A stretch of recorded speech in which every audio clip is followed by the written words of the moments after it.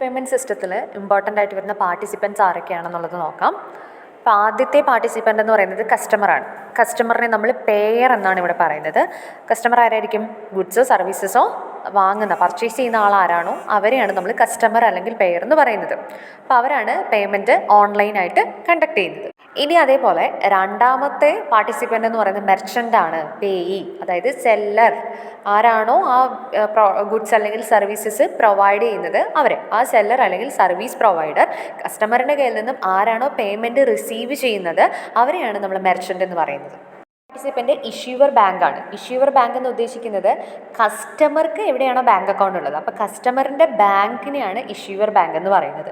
That issues the debit or credit card and authorises the payment. അപ്പോൾ കസ്റ്റമർക്ക് debit കാർഡോ credit കാർഡോ issue ചെയ്ത് കൊടുക്കുന്ന ബാങ്ക് ഏതാണോ അതിന് ഇഷ്യൂവർ ബാങ്ക് എന്ന് പറയും. അവരായിരിക്കും ഈ പേയ്മെൻറ്റ് ഓതറൈസ് ചെയ്യുന്നത്. അതേപോലെ തന്നെ സെല്ലർക്ക് അല്ലെങ്കിൽ സർവീസ് പ്രൊവൈഡർക്ക് എന്തുണ്ടായിരിക്കും? ഒരു ബാങ്ക് ഉണ്ടായിരിക്കും. അതിനെ നമ്മൾ അക്യൂറർ ബാങ്ക് എന്നാണ് പറയുന്നത്. അക്യൂറർ ബാങ്കും ഈ ഓൺലൈൻ പേയ്മെൻറ്റ് സിസ്റ്റത്തിൻ്റെ ഒരു ഇമ്പോർട്ടൻറ്റ് പാർട്ടിസിപ്പൻ്റ് ആണ്.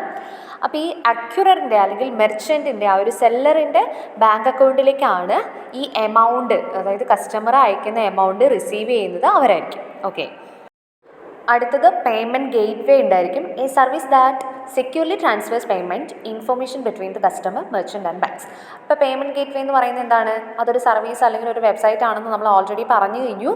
അതായത് ഈ ഓൺലൈനായിട്ടുള്ള പേയ്മെൻറ്റ് സെക്യൂറായിട്ട് അത് ഫുൾഫിൽ ചെയ്യുന്നതിന് വേണ്ടി സപ്പോർട്ട് ചെയ്യുന്ന ഒരു സർവീസാണ് പേയ്മെൻറ്റ് ഗേറ്റ് വേ എന്ന് പറയുന്നത്.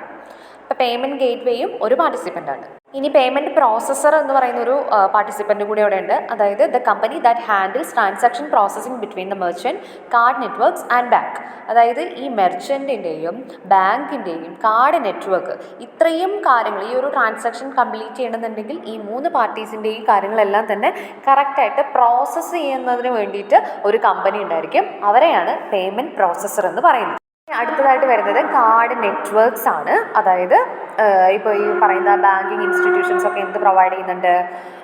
Visa, master card, RuPay card, അങ്ങനെയുള്ള പല കാർഡുകളും, ഡെബിറ്റ് കാർഡ്, ക്രെഡിറ്റ് കാർഡ്, അങ്ങനെയുള്ള കാർഡൊക്കെ പ്രൊവൈഡ് ചെയ്യുന്നുണ്ടല്ലോ. ഓക്കെ, അപ്പോൾ ഈ ബാങ്കുകൾ തമ്മിൽ കാർഡ് ട്രാൻസാക്ഷൻ നടത്തുമ്പോൾ ഈ കമ്മ്യൂണിക്കേഷൻ ഫെസിലിറ്റേറ്റ് ചെയ്യുന്നതിന് വേണ്ടിയിട്ടുള്ള ഓർഗനൈസേഷൻ എന്താണോ അതിനെയാണ് നമ്മൾ കാർഡ് നെറ്റ്വർക്ക് എന്ന് പറയുന്നത്. ഇത്രയും പാർട്ടിസിപ്പൻസ് ഒരുമിച്ച് ചേർന്ന് ഫങ്ഷൻ ചെയ്തെങ്കിൽ മാത്രമേ ഒരു ഓൺലൈൻ പേയ്മെൻറ്റ് സക്സസ്ഫുൾ ആയിട്ട് കംപ്ലീറ്റ് ആക്കാൻ സാധിക്കുകയുള്ളൂ.